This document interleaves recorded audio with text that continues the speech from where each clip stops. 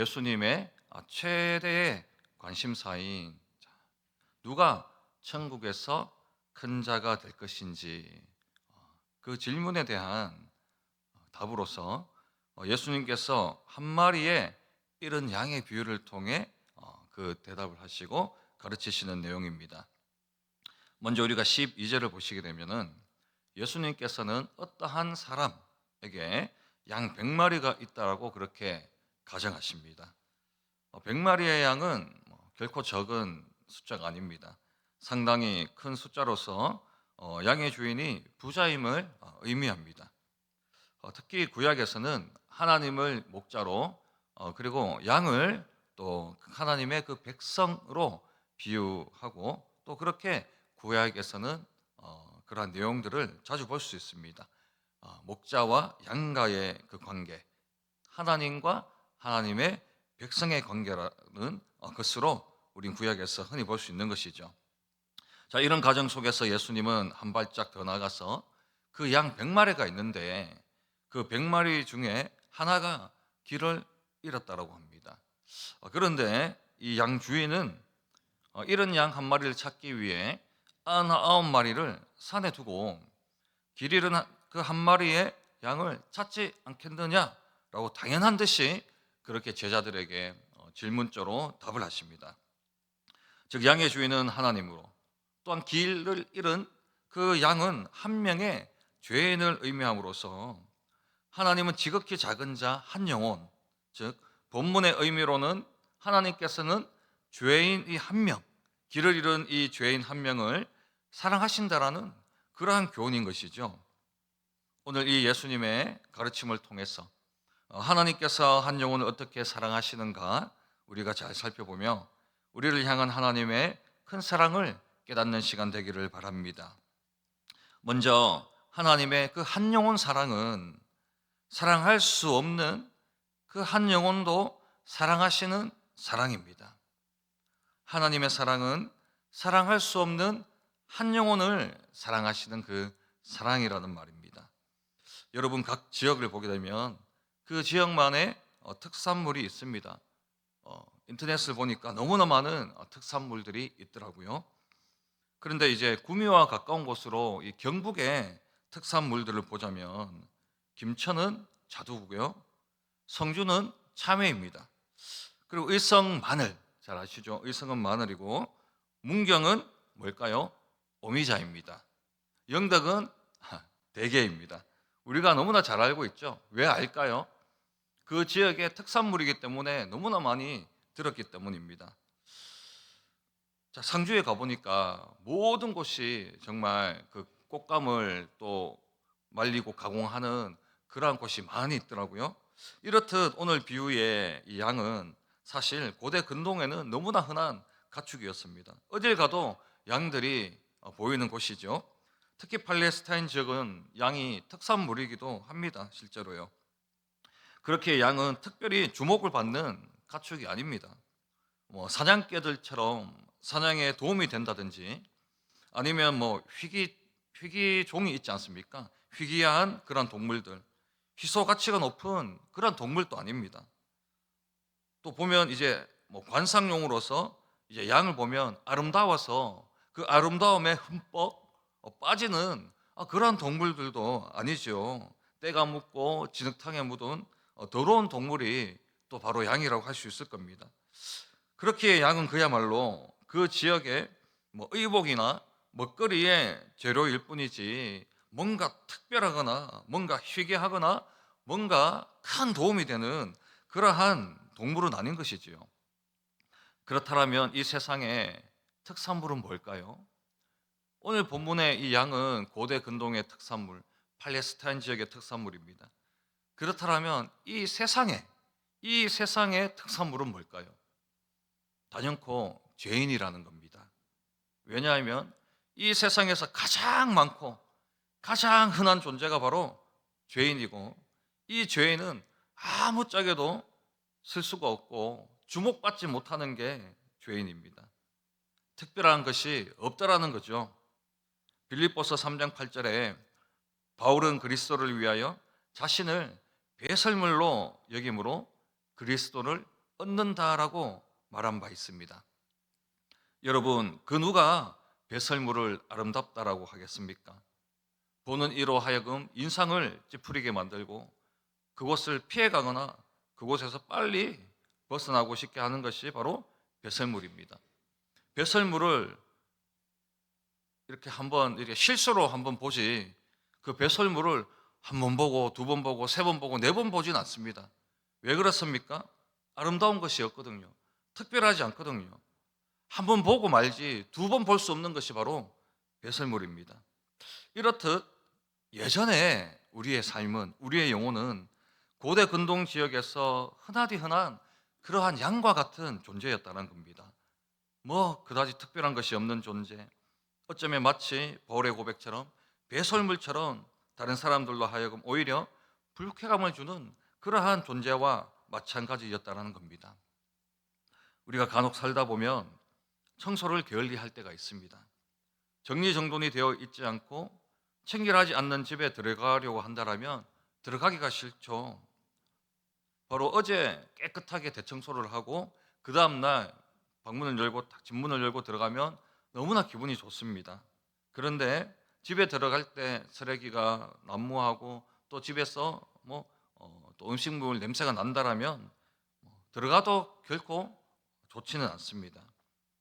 즉 사람도 더러운 곳을 피하고 더러운 장소에 들어가기 싫어한다라는 겁니다.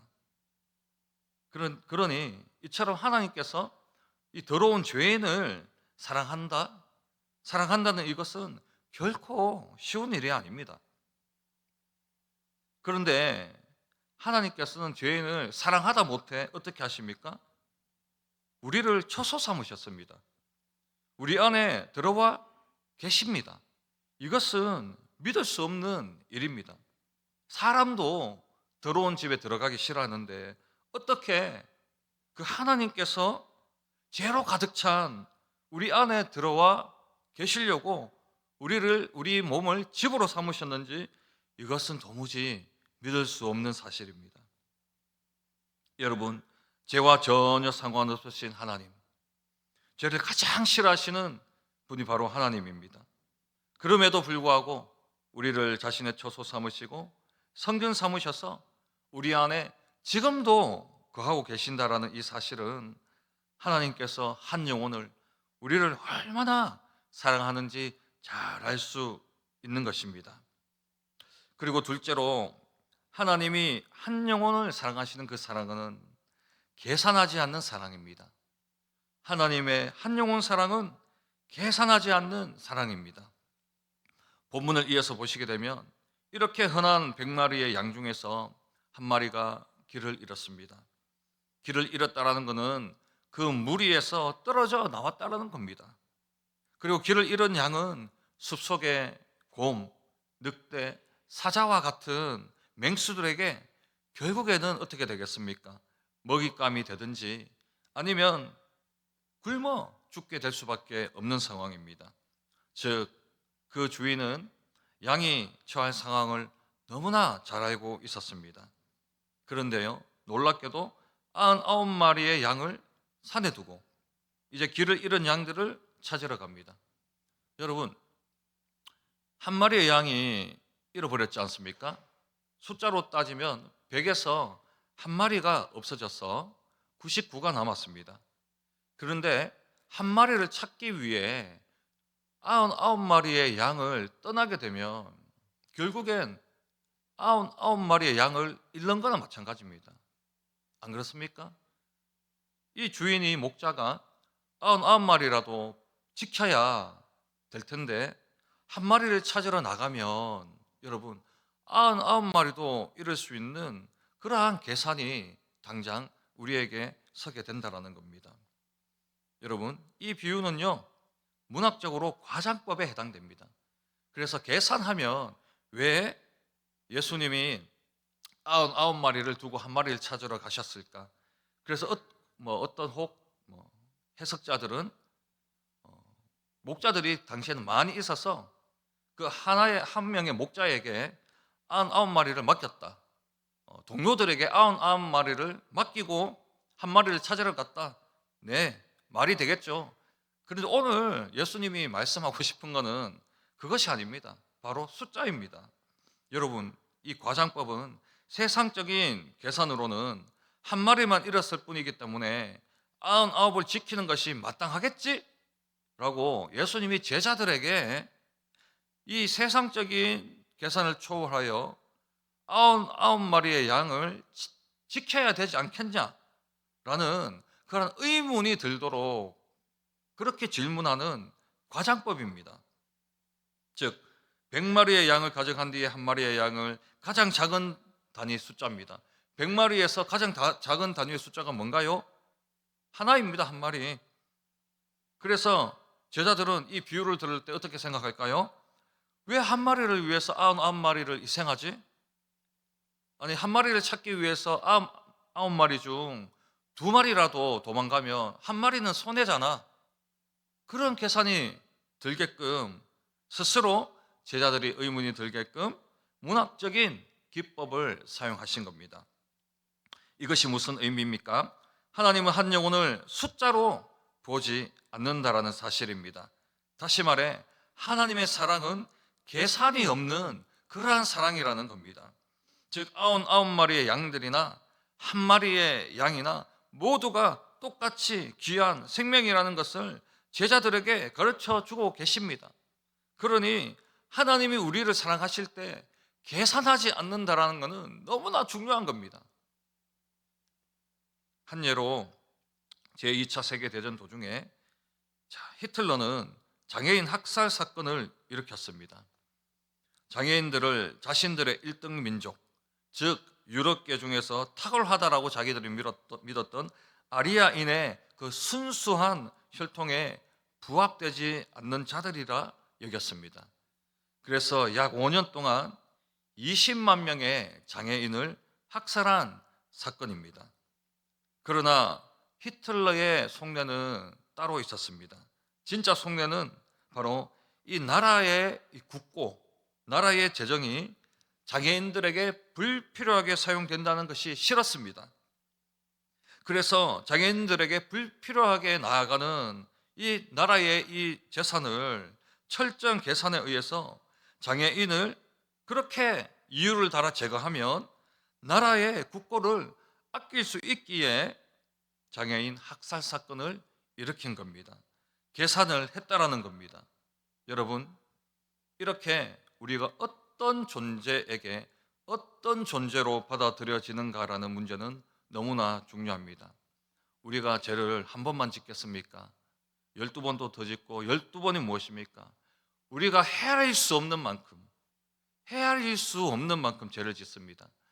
우리가 하나님께 감사하는 숫자보다 우리가 죄를 짓는 숫자가 훨씬 더 많다라는 겁니다. 그렇다면 셈법에 의해서 하나님은 우리를 사랑하실 이유가 없습니다. 만약에 우리의 죄를 하나님께서 계산하신다라면 우리를 도저히 사랑할 수가 없습니다. 우리는 사랑받을 수 없습니다. 그런데요, 하나님은 계산하지 않는 그러한 분이시고 계산하지 않는 사랑입니다. 아마 오늘 본문에 비유된 양의 주인이 아니라 일반적인 목자였다고 생각해 보십시오. 한 마리의 양을 찾기 위해 99마리의 양들을 절대 버려두지 않을 겁니다.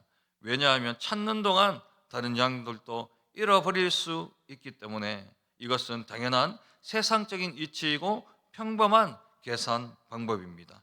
그러나 앞서 말씀드린 것처럼 하나님의 계산 방법은 다릅니다. 한 마리의 그 양을 위해 가장 사랑하는 독생자 예수를 주시는 것이 하나님의 계산법입니다. 이 계산법이 믿어지십니까? 하나의 영혼을 위해 하나밖에 없는 그 모든 것을 우리에게 주시는 그 계산법, 여러분 믿어지십니까? 즉 하나님께서 한 영혼을 숫자로 보시지 아니하시기에 한 영혼을 위해서 그 하나뿐인 그 아들 독생자 예수를 주실 수 있었던 겁니다. 하나님의 사랑은 계산이 없습니다. 하나님의 사랑의 숫자는 불필요합니다. 그 하나님이 우리의 목자 되시고 우리는 그의 양이 됨이 얼마나 다행이고 감사한 일인지 다시 깨닫기를 바랍니다. 끝으로 하나님의 한 영혼 사랑은 포기하지 않는 사랑입니다. 하나님께서 한 영혼을 사랑하실 때 포기하지 않는 그 사랑으로 사랑하신다라는 겁니다. 본문 13절을 보십시오. 진실로 너희에게 이르노니 만일 찾으면 길을 잃지 아니한 99마리보다 이것을 더 기뻐하리라. 여러분, 결국 오늘 비유는 양 한 마리를 찾는 것으로 끝이 납니다. 그런데 누가복음 15장에서는 예수님이 이 비유를 더욱 자세하게 기록하고 있습니다. 잃어버린 한 마리의 양을 찾으러 간 주인이 어떻게 찾습니까? 그 잃은 것을 찾아내기까지 찾아다니며 또한 찾아낸 즉 즐거워 어깨에 메고 집에 돌아와서 벗들과 이웃들을 불러 모으고 잔치를 벌이며 기뻐한다라고 그렇게 기록하고 있습니다.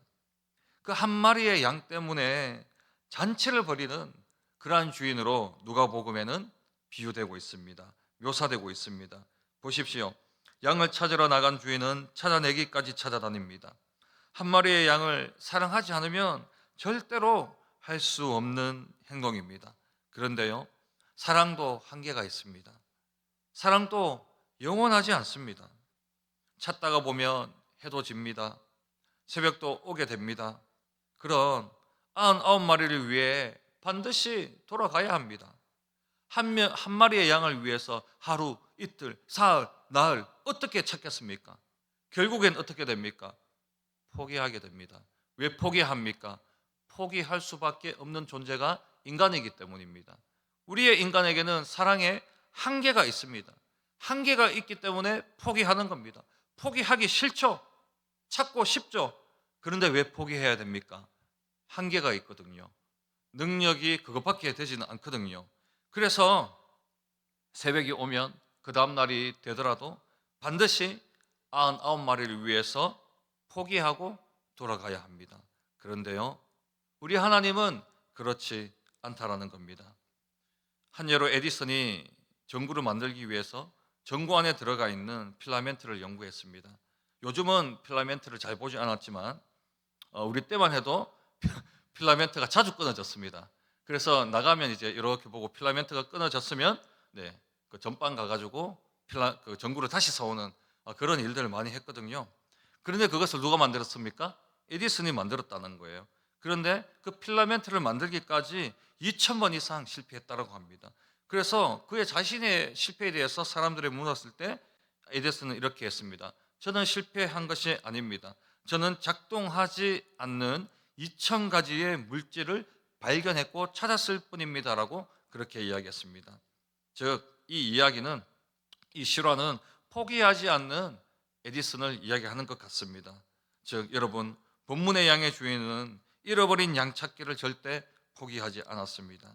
그리고 양의 주인으로서 의무를 끝까지 다하였습니다. 그리고 그 양을 찾기까지 찾아다니는 주인이고 끝내 잃어버린 양을 찾을 수 있는 그 능력을 가지고 있는 주인입니다. 아무리 찾는다라고 하여도 그 양을 찾지 못하면 어떻게 됩니까? 헛사입니다. 그런데 우리 하나님은 능력 무한하신 하나님으로 결국에는 그 양을 포기하지도 않지만 그 양을 찾을 수까지 있는 그러한 사랑을 가진 하나님입니다. 여러분, 본문 14절에 이와 같이 이 작은 자 중에 하나라도 잃은 것은 하늘에 계신 너희 잃는 것은 하늘에 계신 너희 아버지의 뜻이 아니리라 이렇게 기록합니다. 보십시오.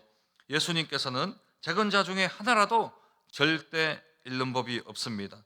그리고 그것이 바로 하나님 아버지의 뜻이라고 분명히 제자들에게 말씀하셨습니다. 여러분, 우리는 얼마나 많은 포기를 거듭해 왔습니까?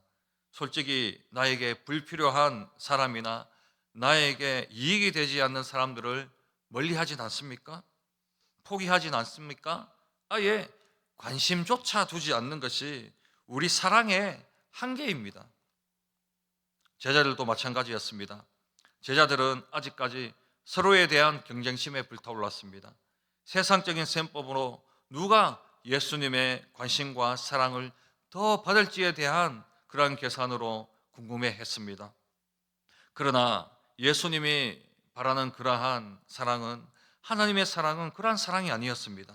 이 세상에서 가장 흔해 빠지고 가장 가치 없는 자를 선택하시는 사랑, 사랑받을 수 없는 자를 사랑하시고 그를 사랑함에 있어서 그 어떠한 계산도 하지 않으시며, 또한 우리가 연약하여 하나님과 멀어지고 세상 속에 헤매일지라도 절대 포기하거나 시들거나 없어질 사랑이 아니라 영원 무한한 사랑이라는 사실을 오늘 이 비유를 통해서 제자들에게 가르치시고 또 오늘 우리에게 교훈을 하시는 겁니다.